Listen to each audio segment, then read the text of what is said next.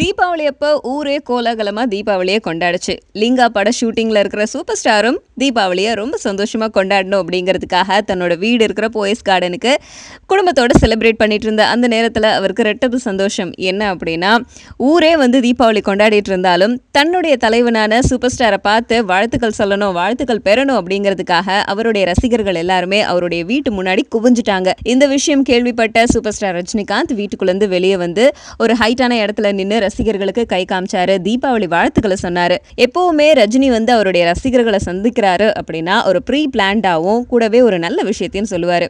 எப்படி அப்படின்னா, போன பர்த்டே அப்போ சிகரெட் பிடிக்கிறத விட்டுருங்க அப்படின்னு ரசிகர்களை பார்த்து சொல்லியிருக்காரு. ராயப்பேட்டால இருக்கிற ஒரு கிரவுண்டில் நடந்துச்சு. அண்ட் இந்த பர்த்டே, அதாவது வர்ற டிசம்பர் 12 ரசிகர்களை சூப்பர் ஸ்டார் ரஜினிகாந்த் சந்திப்பாரு. இதே மாதிரி ஏதாச்சும் ஒரு விஷயம் மெசேஜ் சொல்லுவாரு அப்படின்னு எதிர்பார்க்கப்படுது. பார்க்கலாம் இந்த தடவை அவர் எப்படி பிளான் பண்றாரு அப்படின்னு.